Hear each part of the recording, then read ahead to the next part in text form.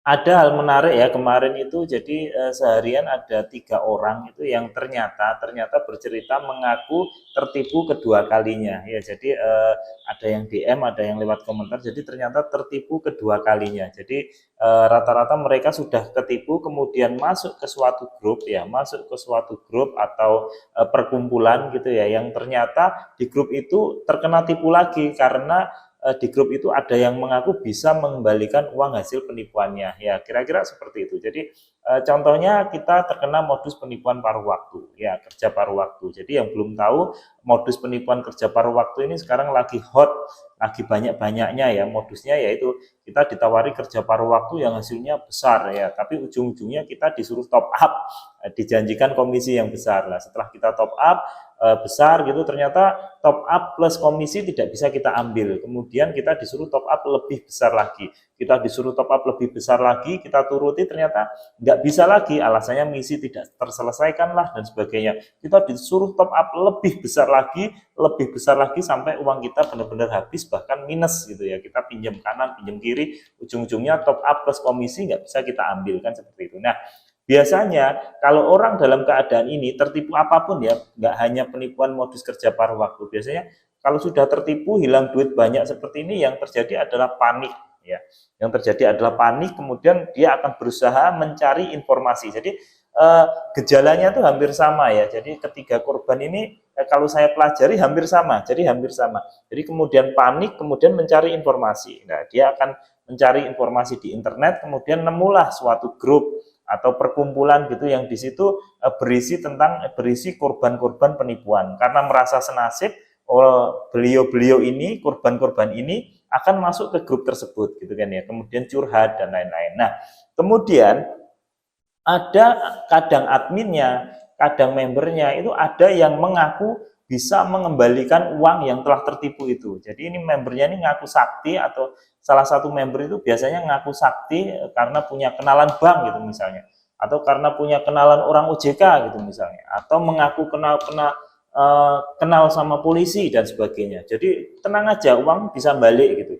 Nah, kita yang sudah panik, kita yang sudah bingung mau berbuat apa, akhirnya kan mudah banget percaya gitu ya. Tapi ujung-ujungnya apa? Ujung-ujungnya kamu nanti akan terkena penipuan untuk yang kedua kalinya ya. Penipuan yang kedua kalinya. Jadi nanti ujung-ujungnya ya dimintain uang gitu loh. Ujung-ujungnya dimintain uang, alasan biaya admin lah, alasan untuk macam-macam lah alasannya, untuk OJK lah dan macam-macam. Akhirnya kamu yang sudah tertipu, yang sudah habis-habisan di penipuan pertama ini, entah penipuan paruh waktu, entah penipuan lelang online, investasi, akhirnya menjadi korban untuk yang kedua kalinya ya, untuk menjadi korban untuk yang kedua kalinya, dibohongin, dikibulin oleh penipu untuk kedua kalinya. Dan ini ternyata nggak satu dua orang, ternyata banyak orang mengalami nasib seperti itu. Jadi banyak orang yang mengalami nasib serupa seperti itu.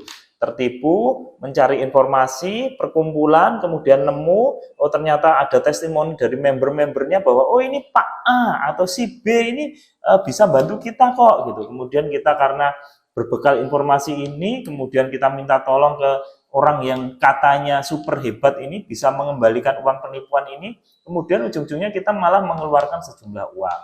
Dan mirisnya kemarin itu juga mulai banyak profesi, mulai dari pegawai negeri sampai dengan ada yang terakhir itu mahasiswa, itu tertipu dengan skema seperti itu gitu. Sudah tertipu, tertipu lagi kan gitu. Jadi waspada ya teman-teman. Jadi gini loh, saya cuma pengen menyampaikan bahwa nggak semua orang itu baik gitu ya, nggak semua orang tuh seperti yang Anda bayangkan gitu. Bisa jadi ya, bisa jadi di profilnya itu baik, dia ngasih petunjuk, dia ngasih ini itu, tapi ada udang di balik batu kan gitu kan ya. Jadi bisa aja gitu loh. Jadi intinya kita harus lebih waspada. Intinya kita eh, gunakan otak akal sehat kita lah, gunakan pikiran realistis kita. Jangan mudah percaya, karena apa yang terlihat di media sosial, apa yang terlihat di internet itu belum tentu, sekali lagi belum tentu sama dengan di kenyataan, belum tentu sama yang di dunia nyata. Jadi gitu. Apalagi kita baru kenal, kita udah mau kirim sejumlah uang hanya berbekal katanya dia kenal OJK, katanya dia kenal polisi, katanya dia kenal pihak bank kan gitu. Nah, secara logika itu kan gini. Ketika kita ketipu, ini uang kita masuk ke rekening penipu. Nah, uang kita masuk ke rekening penipu. Lah sama penipu ini bisa aja dalam waktu sekejap itu uang akan ditransfer ke rekening lain. Uang akan ditransfer ke rekening lain. Nah, hasilnya gimana? Ya uang di rekening yang kita transfer itu kan sudah habis, nggak ada apa-apanya. Nah, kemudian kalau tiba-tiba ada orang yang mengaku bisa menjamin ini uang bisa balik gitu, kira-kira masuk akal enggak gitu loh, kira-kira masuk akal enggak gitu. Makanya nggak apa-apa kita minta tolong orang, nggak apa-apa, tapi ketika orang itu udah mulai ada gelagat aneh, minta uang ini, minta uang itu, ya teman-teman kudu waspada ya, kudu waspada, apalagi ketemunya di dunia online. Di dunia online yang bisa jadi profilnya sama orang sebenarnya itu beda kan gitu kan, banyak sekali toh orang yang nyomot gitu, foto-fotonya polisi, orang yang nyomot fotonya pegawai bank dijadikan profilnya dia, seolah-olah dia itu yang pegawai bank, seolah-olah dia itu yang sebagai polisi, kan banyak ya seperti itu ya. Jadi ya teman-teman patut waspada lah, sekarang itu modusnya macam-macam dan nggak pandang bulu. Kamu korban penipuan pun bisa menjadi target penipuan oleh mereka gitu loh. Kamu udah keluar banyak pun curhat gitu, udah keluar puluhan juta gitu, mereka tega kok, jadi penipu-penipu ini tega kok, meskipun kamu sudah kehilangan banyak uang, kalau ada peluang ya diintip kamu itu bisa menjadi target mereka, tega, kamu bisa habis ya, dihabisin gitu loh, benar-benar dihabisin gitu, karena banyak banyak kasus itu emang penipu ini udah nggak punya hati nurani lagi kalau menurut saya, udah korban di follow up jadi korban lagi kan, seperti itu ya. Jadi waspada, jangan mudah percaya, banyak sekali orang yang sudah kena tipu kedua kalinya. Nah, malah nanti mungkin setelah ini ada modus ketiga, kena tipu ketiga kalinya gitu ya. Jadi unik sih, unik. Orang-orang Indonesia itu kalau menurut saya unik sekali. Jadi orang-orang kita itu mudah banget percaya, orang-orang kita itu mudah banget percaya sama orang, nggak curiga gitu, dan husnudonnya itu luar biasa, berprasangka baik gitu, sehingga ini benar-benar dimanfaatkan oleh para penipu. Jadi jiwa orang Indonesia yang sangat baik ini, yang husnudon, yang berprasangka terus baik kepada orang lain ini dimanfaatkan penipu gitu loh. Ngaku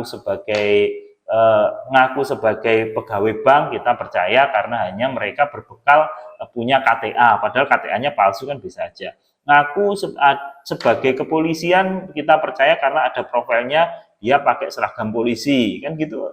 Hal-hal kayak gitu kan sebenarnya simple yang nggak harus kita percayai, tapi nyatanya masih banyak orang yang terjebak ke sana gitu loh. Nyatanya itu masih banyak sekali orang-orang yang bahkan mereka tuh sudah tertipu pun masih nggak sadar kalau mereka itu tertipu gitu loh.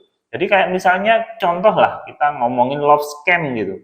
Love scam itu cinta asmara, penipuan modus asmara ya. Kenalan biasanya misalnya orang luar negeri gitu misalnya ya. Kemudian baru sehari 2 hari menyatakan cinta gitu. Saking husnudonnya kita tuh kok ya percaya gitu loh. Masa sih baru kenal sehari 2 hari gitu sudah menyatakan cinta, kan yo aneh gitu loh. Apalagi dia profilnya tuh bule, pengusaha sukses, muda, ganteng gitu. Terus tiba-tiba ada emak-emak gitu, emak-emak yang mohon maaf gitu loh, emak-emak yang nggak cantik gitu ya, usianya sudah di atas bule itu, kemudian si bule ini dalam 2 hari 3 hari sudah mengungkapkan cinta, si emak-emaknya ini GR. Nah, ini kok banyak loh kejadian kayak gitu. Kan karena saking baiknya kita kan gitu. Dimanfaatkan seperti itu, kita nggak nyadar gitu loh. Karena saking lugunya kita juga gitu loh.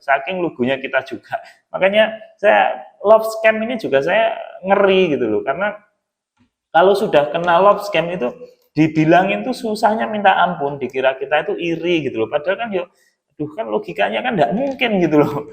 Kalau dia emang bule, kaya, ganteng, perfect itu kan pasti juga nggak mungkin lah kita jauh-jauh ke negeri orang, terus ketemu orang yang usianya di atasnya dia, terus kemudian baru sehari 2 hari langsung mengungkapkan cinta gitu kan, rasanya kan aneh gitu loh kalau dinalar pakai logika kan gitu. Jadi waspada ya teman-teman semua, semakin hari penipuan ini semakin merajalela dan kalau nggak hati-hati ya kepleset ya. Jadi tetap waspada.